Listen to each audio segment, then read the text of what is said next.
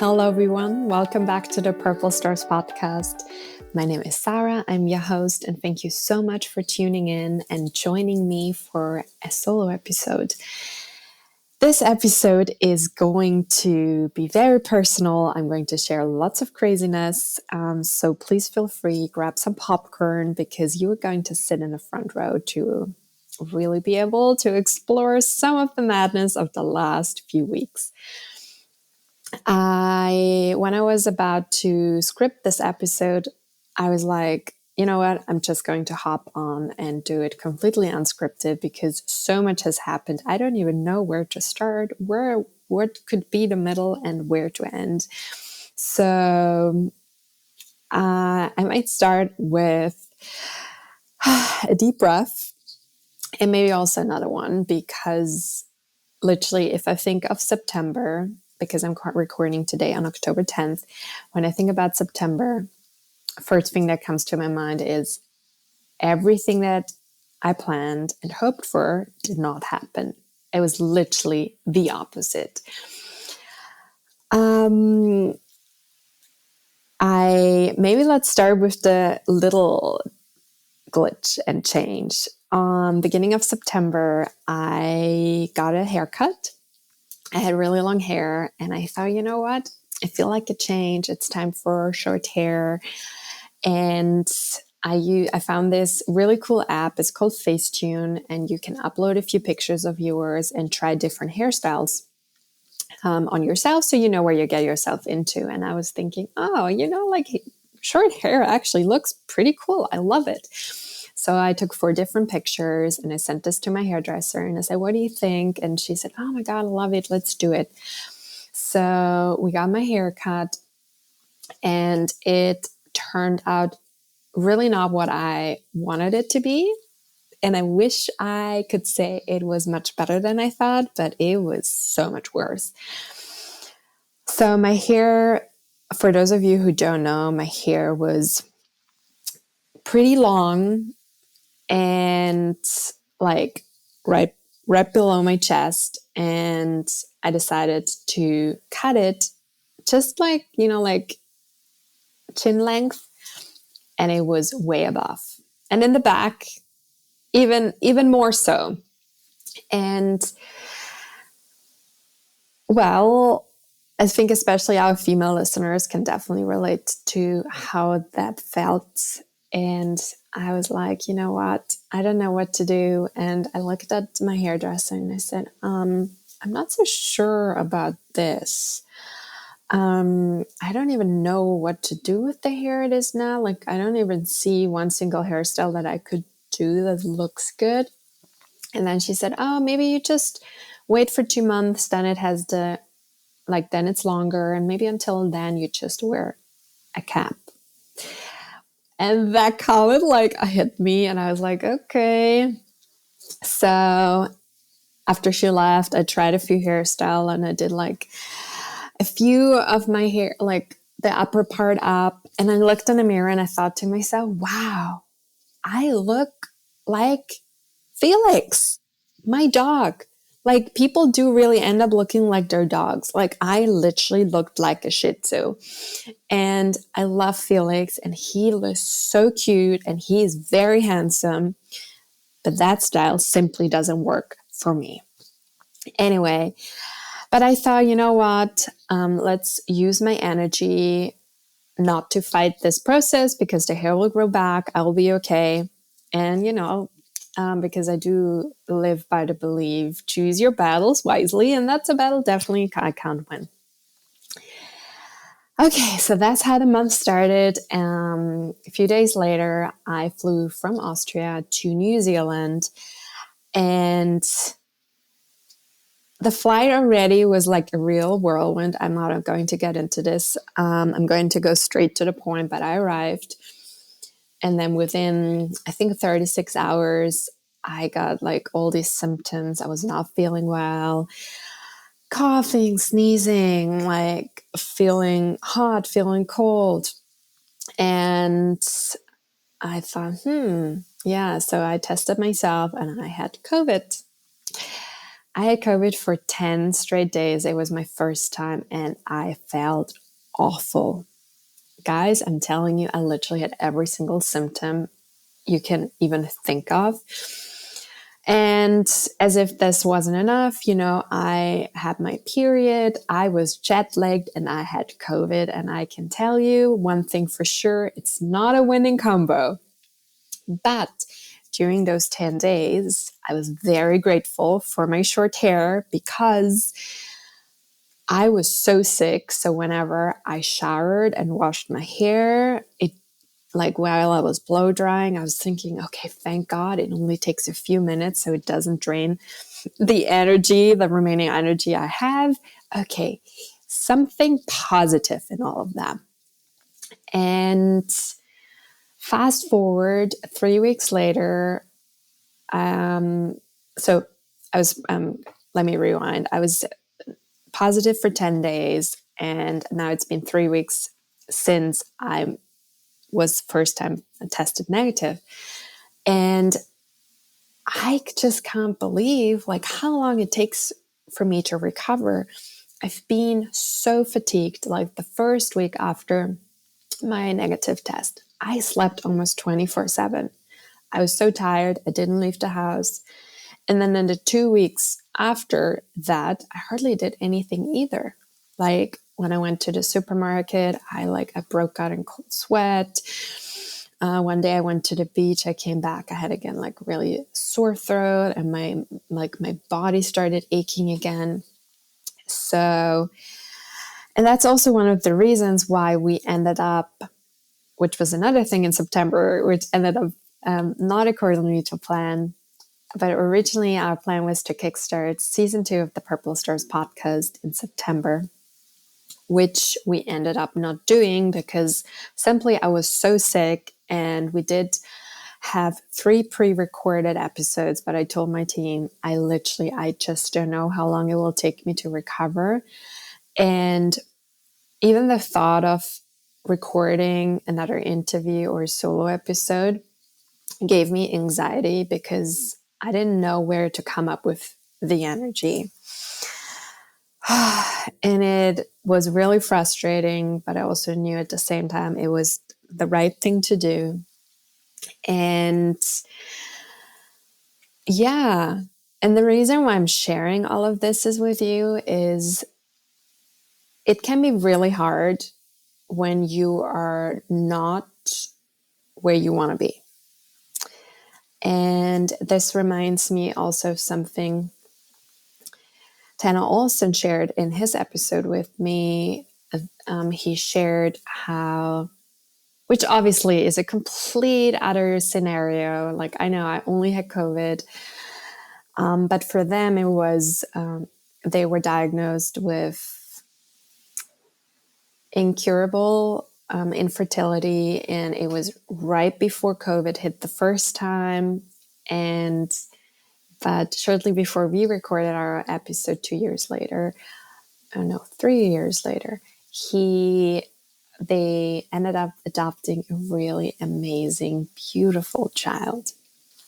And I was thinking a lot about situations where we resist where we at, where we don't want to be there. And it's really hard. And I actually don't know where I'm going with this right now because I'm also so brain fogged ever since I have had COVID. But I want to tell you, if you feel something in your life is really not nice right now, first of all, I want you to know you are 100% entitled to feel sad about it.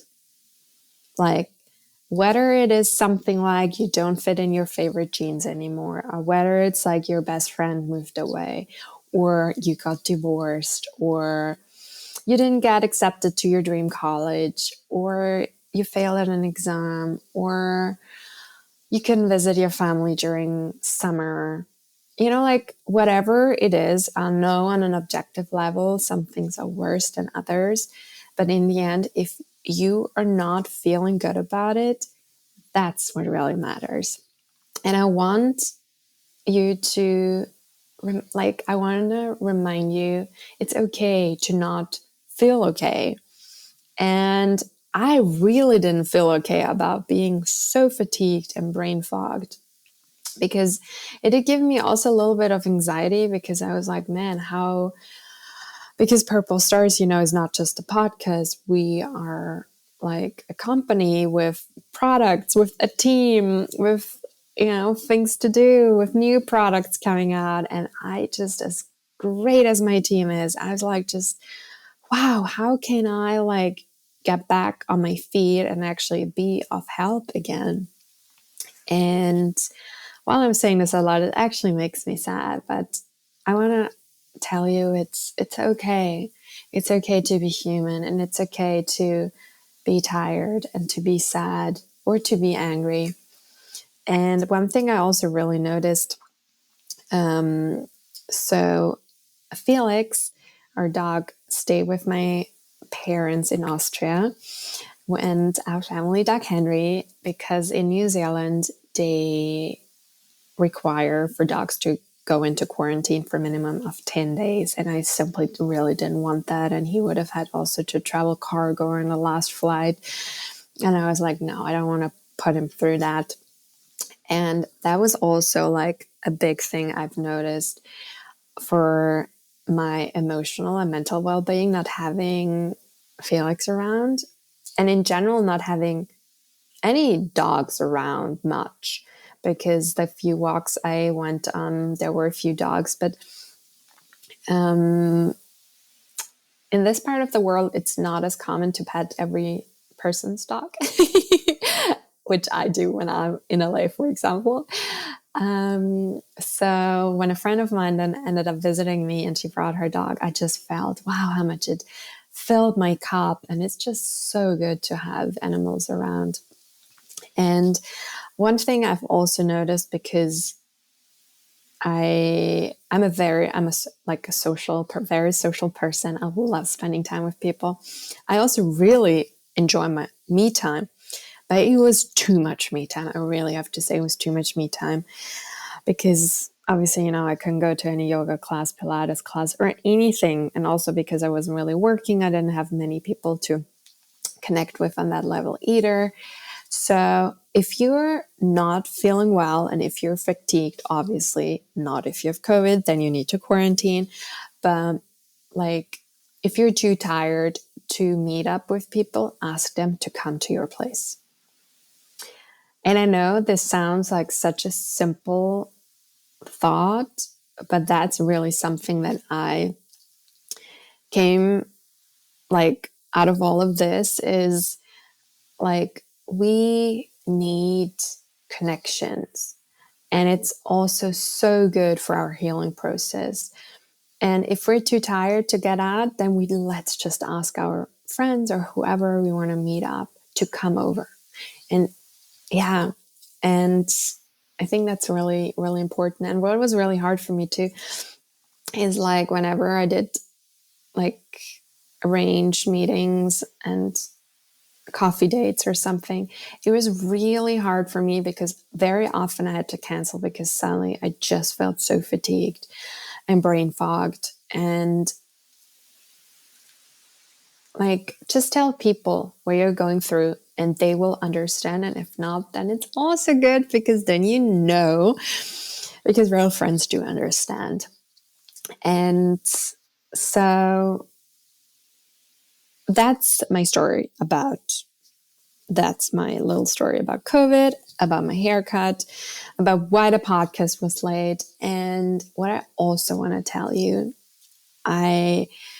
during this time where I had a lot of time to think about things, I remembered a story from my childhood, actually. And so our very first dog, his name was Max, and he was a golden retriever. He was a real rebel. And I took him for a walk. I was around I would say maybe 8 or 9 years old, with one of our neighbors. And she just got this amazing new trousers from her mom. And she told me how her mom saved up a lot of money to get these pants, and that she's just so excited to have them. And afterwards, like after a few minutes, she asked me, "Oh, do you mind if I also take the leash of Max for like, just a little while?" I was like, "No problem." And then she was like, she had him on the leash, and suddenly Max either saw a squirrel or cat. I can't remember, a bird. I can't really remember what it was, but off he went. And you can imagine girls 8 or 9 years old, we didn't have the strength to hold him back. So off he went, and she fell. She didn't get hurt, but her new trousers had a really big hole, like a hole where where it was very clear, no way of fixing it. And I was so sad. I was so sad because she just told me prior, how much money her mom saved up for her to have these pants. My friend, fortunately, like she didn't like get mad at me or at Max. But all thoughts came up to I was like, oh my God, like, do my parents need to sell our car for us to get like new pants for her? Because, at that age, I literally had no idea how much those pants might have been, because she said her mom ended up like saving a lot of money for a long time. And like, it horrified me. And then a few days later, my friend invited me over to her place. And when I walked in, I saw from the back, she's wearing those pants again. And she turned around, and then she had a really big ladybug patch on her pants. And I'll never forget this moment, because her mom decided, to fix the hole with this ladybug patch. And it's like, now as an adult, I'm thinking, wow, I would have never thought of that solution. And even, like 2 days prior, I thought, man, there's nothing we can do about it. My parents probably would have to sell the car. And the reason why I'm sharing this story is because I think it's good to trust that when we're in a situation where we think there's no solution, that there will be a ladybug moment. So I decided, whenever I'm going to feel better, that I'm going to write down we'll start a ladybug list. So I'll think of situations in my life, whatever comes up, could be pets or anything else, that like where I felt there's no solution for it. It will never get better. And magically a solution did appear. And I think when we have a list like this, it really helps us in situations where we again feel like, oh my God, there's no solution, to go back to the list and just to drop into the trust again, trust that life does have our back and that life is our friend. So that's something I wanted to share with you. And now I'm talking about life as my friend. I also want to let you know, like, last weeks were really hard for me. And I kept telling myself, like, how can I embody the life as my friend? So for me, what I really can, like, to the thought that I came was, I got to practice more compassion in situations like this. And that's what life is teaching me right now. And it is okay to not recover as fast. And it is okay to have a brain fog and not to be able to work as much. And it is also okay to not love this process and not to have always the amount of patience that I would love to have. So I really wished that I could have, like, my first solo episode would have been about something fun, about summer. But the truth is, whatever I was sharing, like COVID and having been sick and not having had much social interaction and not having much, also not much social interaction with dogs, and how, like just everything was very different to what I thought.